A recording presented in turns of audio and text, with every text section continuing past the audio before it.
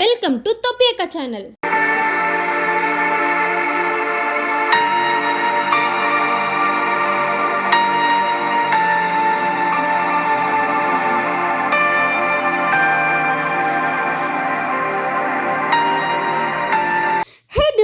Welcome to Thoppiyakka channel. இன்றைக்கி நம்ம வீடியோவில் என்ன பார்க்க போகிறோன்னா, நான் ஃபஸ்ட்டு சவுதி அரேபியா வந்தப்போ என் ஹஸ்பண்ட் டின்னருக்காக ஒரு ஹோட்டல் கூப்பிட்டு போயிருந்தார்.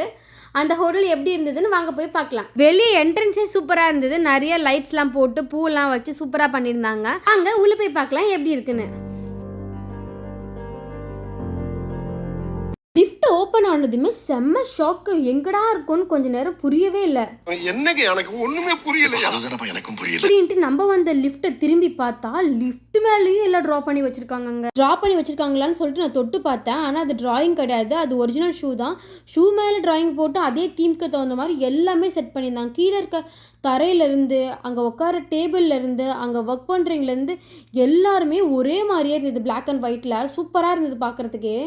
அப்புறம் என்னங்க, எங்கள் அப்பாவுக்கு, என் தம்பிக்கு, எங்கள் சித்தி, பெரியம்மா, என் ஃப்ரெண்ட்ஸுன்னு எல்லாருக்கும் கால் பண்ணி காமிக்க ஆரம்பிச்சிட்டேன் இந்த ஹோட்டலை. ஹஸ்பண்டோட ரியாக்ஷன் அப்போ எப்படி தெரியுமா இருந்தது? இப்படி தான் இருந்தது. அந்த பொம்மையெல்லாம் கையிலலாம் எடுத்து வச்சுட்டு இருந்தேன். எங்கள் வீட்டுக்காரர் பார்த்துட்டு குடுகுடுன்னு ஓடி வந்துட்டாருங்க. அப்புறம் நான் எங்கே போனாலும் என் பின்னாடியே வந்துட்டு இருந்தாரு. அப்புறம் அந்த ஹோட்டலில் டான்ஸ்லாம் ஆட ஆரம்பிச்சிட்டாங்க. பாட்டெல்லாம் போட்டுட்டு ஜாலியாக டான்ஸ் ஆடி காமிச்சிட்டு இருந்தாங்க எல்லாருக்கும். அவங்க கூட சேர்ந்து வை அங்கே ஒரு பொண்ணு டிக்டாக் வேறு பண்ணிட்டு இருந்துச்சு.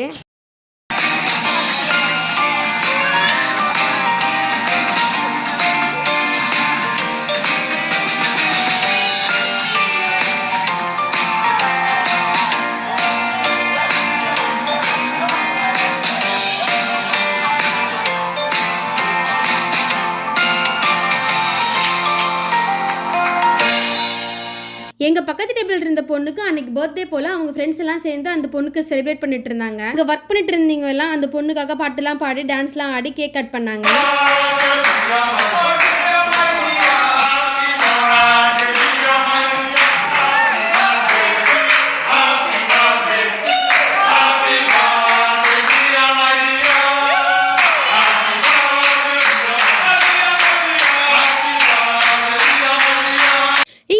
அரேபியாவில் மோஸ்ட்லி ஓப்பன் கிச்சன் தான் வச்சுருப்பாங்க. அப்படிலாம் லைட்டாக கிளாஸ் போட்டு வச்சுருப்பாங்க.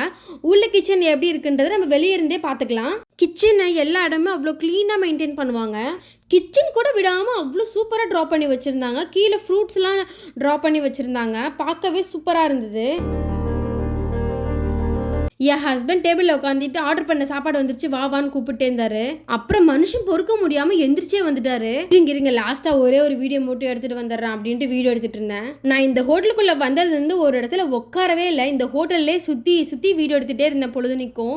என்னோட ஃபேமிலிக்கெலாம் கால் பண்ணி காமிச்சிட்டு இருக்கிறது தான் என் வேலையாகவே இருந்தது. டேபிளில் சாப்பாடை வாங்கி வச்சுட்டு இவர் என் பின்னாடியே சுற்றிட்டு இருந்தார். வாங்க அந்த கடைசியில் ஒரு இடத்துக்கு மட்டும் பார்த்துட்டு போயிடலாம் சொல்லிட்டு குடுகுடுன்னு ஓடிட்டேன். ஓடாத, இங்கே எல்லாரும் நம்மளே பார்க்குறாங்க அப்படின்னு சொன்னார். அப்போ அவரோட ரியாக்ஷன் எப்படி தெரியுமாங்க இருந்தது? இப்படிதான் இருந்தது. அப்புறம் என்னங்க, எங்கள் ஹஸ்பண்ட் நீ நல்லா சுற்றி வீடியோ எடுத்தெல்லாம் போதும், வா போய் சாப்பிடலான்னு சொல்லி கூப்பிட்டு வந்துட்டாரு. இங்கே வந்து பிளேட்டை பார்த்தா பிளேட்டு கூட அதே மாதிரி வச்சுருக்காங்க. அப்புறம் என்னத்தையும் ஆர்டர் பண்ணி வச்சுருந்தாரு. இதெல்லாம் என்னன்னே எனக்கு தெரில.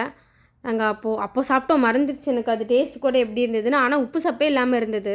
மோஸ்ட்லி இந்தியன்ஸ்க்கு இந்த மாதிரி ஃபுட்டு பிடிக்காது. நம்ம நல்லா ஸ்பைஸியாக சாப்பிடுவோம். பரோட்டா, பிரியாணி இந்த மாதிரி சாப்பிடுவோம், ஃப்ரைட் ரைஸ்ன்னு சொல்லிட்டு. நூடுல்ஸ் கூட நம்ம காரமாக தான் செஞ்சு சாப்பிடுவோம். ஆனால் இங்கே எதை ஆர்டர் பண்ணாலுமே இந்த மாதிரி ஹோட்டலில் நமக்கு உப்பு சப்பே இல்லாமல் தான் கொண்டு வந்து கொடுக்குறாங்க. அப்புறம் என் ஹஸ்பண்ட் சாப்பிட்டு முடிச்சுட்டு கிளம்பலாமான்னு கேட்டார். இருங்க கடைசியாக ஒரு வாட்டி போய் எல்லாத்தையும் பார்த்துட்டு வந்துடுறேன், சுற்றி பார்த்துட்டு வந்துடுறேன்னு சொல்லிட்டு ஓடி வந்துட்டேன்.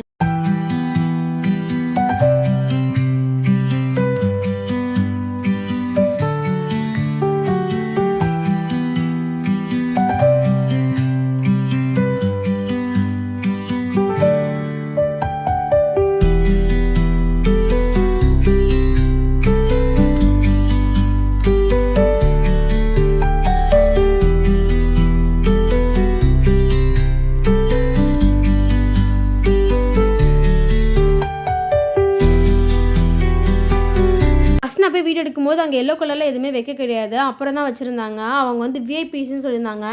அந்த பக்கம்லாம் போகக்கூடாதாம்மா. ஆனால் நான் போய் எடுத்துகிட்டு இருந்தேன். என்னம்மா போதுன்ற அளவுக்கு சுற்றி பார்த்துட்டியா, கிளம்பலாமா இல்லை இங்கே தான் கடை மூடுற வரை இருப்பியா அப்படின்ட்டாரு.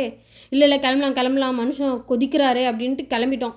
உங்களுக்கு இந்த வீடியோ பிடிச்சிச்சுன்னா லைக் பண்ணுங்கள், ஷேர் பண்ணுங்கள். இது போல் நாங்கள் சவுதி அரேபியாவில் என்ன பண்ணுறோன்னு தெரிஞ்சுக்கணுமா, சவுதி அரேபியா எப்படி இருக்குன்னு பார்க்கணுமா, சேனலை சப்ஸ்கிரைப் பண்ணி வச்சுக்கோங்க. அப்போ தான் நான் போடக்கூடிய வீடியோ உங்களுக்கு வந்து சேரும்.